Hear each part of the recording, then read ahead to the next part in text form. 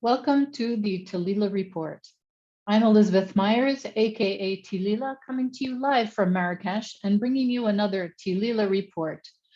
In the North African language of Tamazight, Tilila means freedom, and on TTR we cover issues that matter, like life, liberty, and the pursuit of happiness, and the underlying issues that make these things possible, like democracy and the rule of law. Today, we're covering domestic terrorism and the threat to American democracy. So some of you may have seen the interview that sitting Senator Ted Cruz did on the Tucker Carlson show recently on the inaptly called Fox News channel.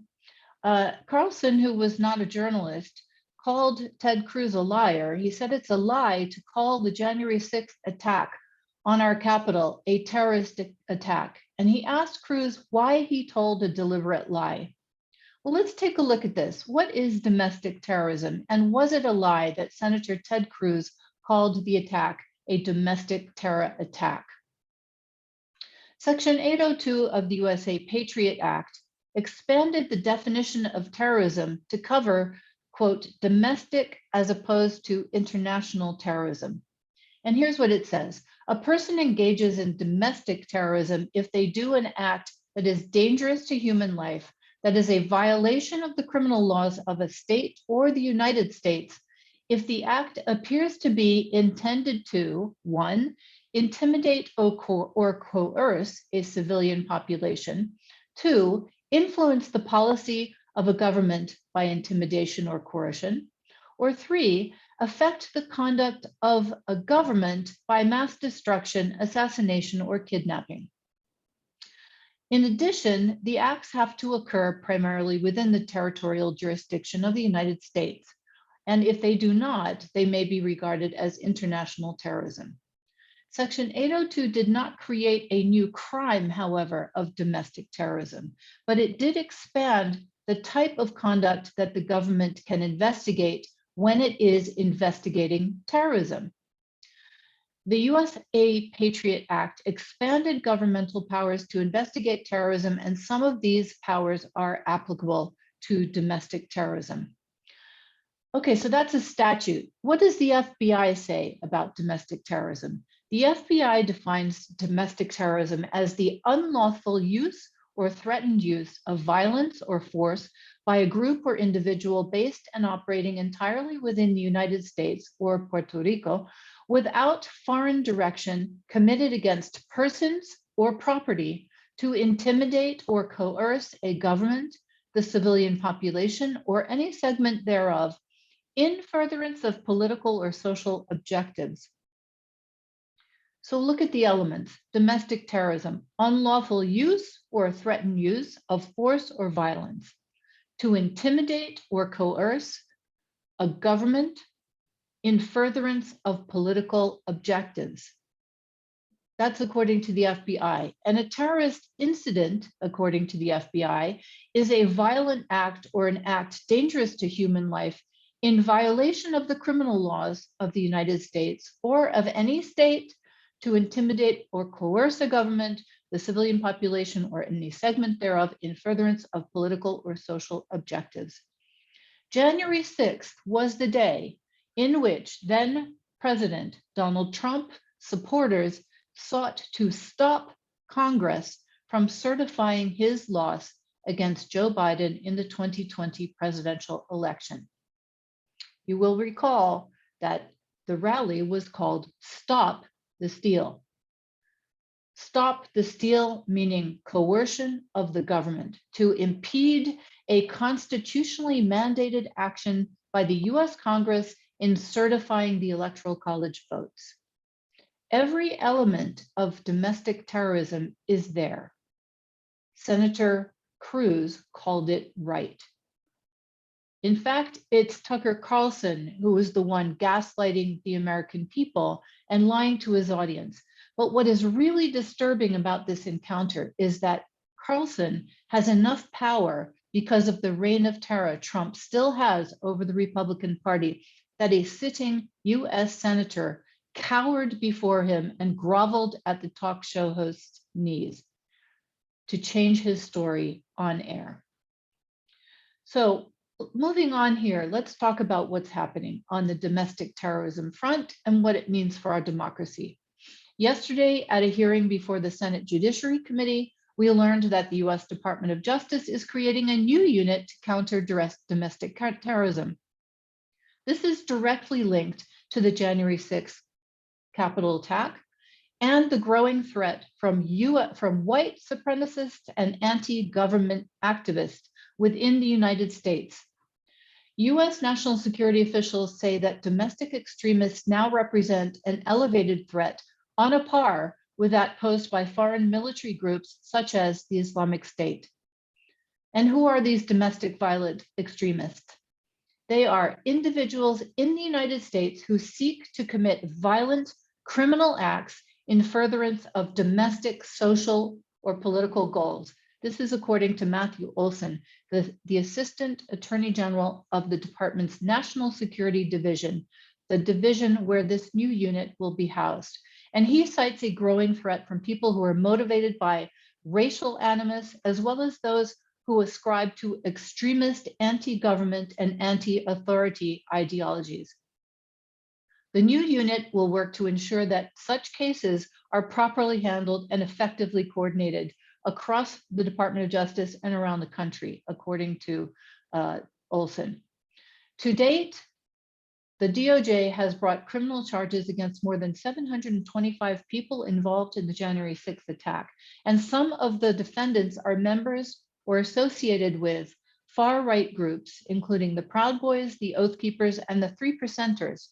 Remember the ones who came wearing Kevlar and military combat gear to January 6th riot, bearing bear spray, zip ties, and objects that could be used as weapons, such as flagpoles carrying the American flag.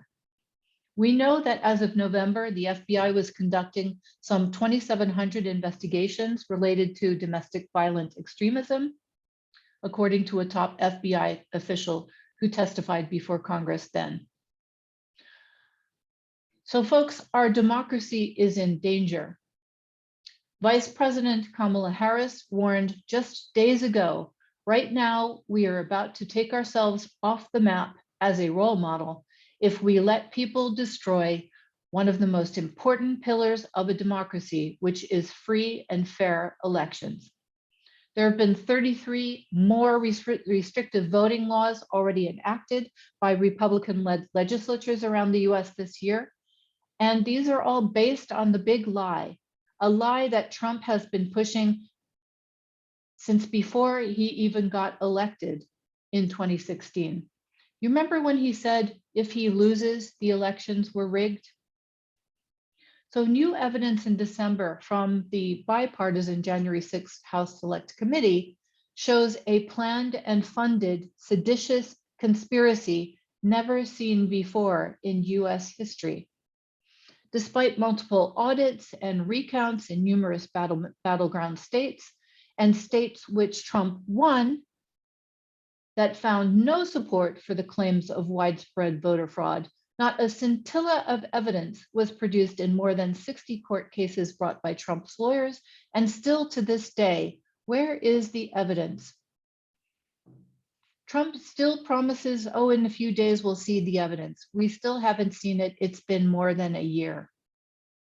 19 of Trump's lawyers have been referred to their state bars for possible disciplinary action, facing loss of their licenses to practice law because of their abuse of the judicial process and breaches of their duties as officers of the court by bringing frivolous cases.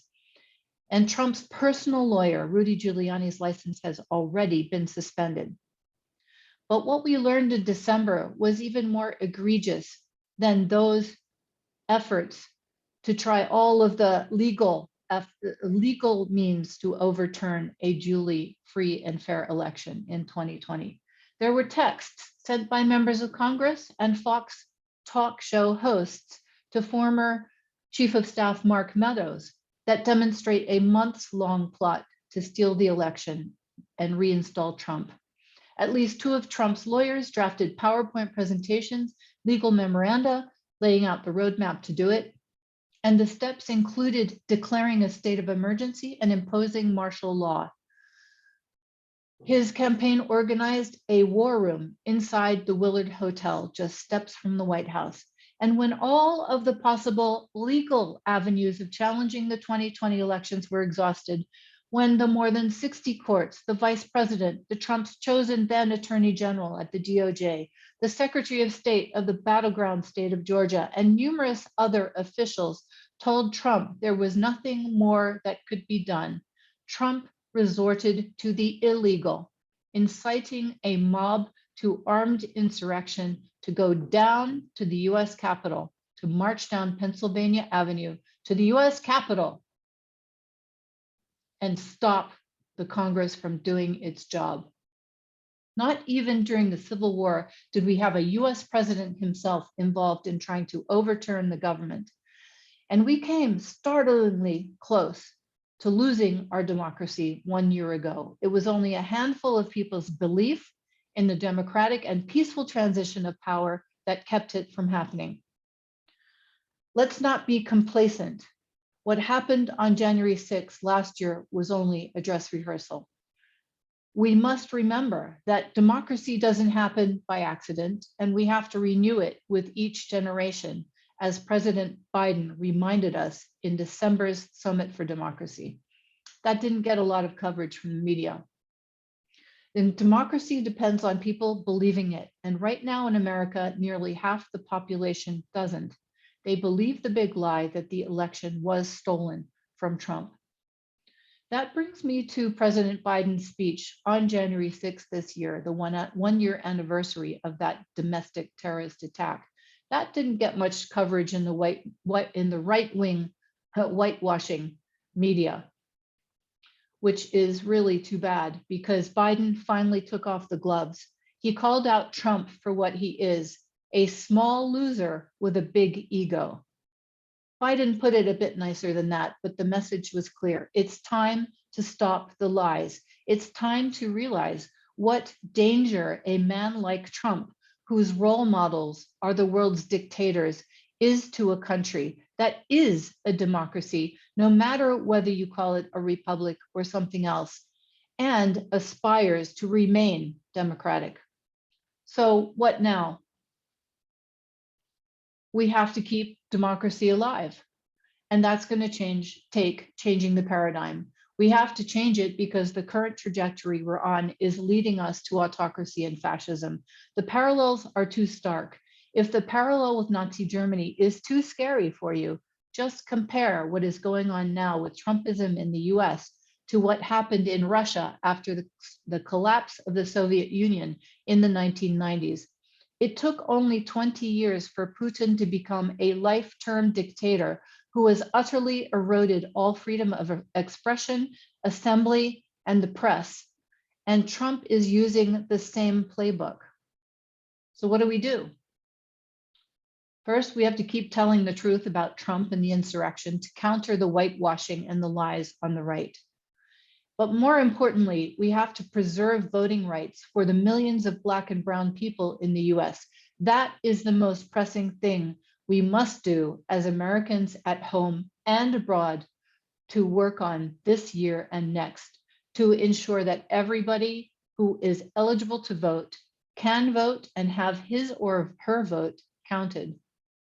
So now I'm going to get specific. First, January 15th is not only Dr. Martin Luther King's birthday, but it is International Voter Registration Day for all American nationals abroad. And I want you to go to votefromabroad.org and request your ballot. Once you do it, it's good all year, but you have to do it every year. Second, the next time we meet, I'm hoping to be able to announce a new All-Africa entity under Democrats Abroad. And what do I want you to do there? Get active, volunteer, appear, be there for American democracy. Through innovation, creation, and transformation, we will get to liberation. And that's the name of this report. Thank you for joining me, and I'll see you next time.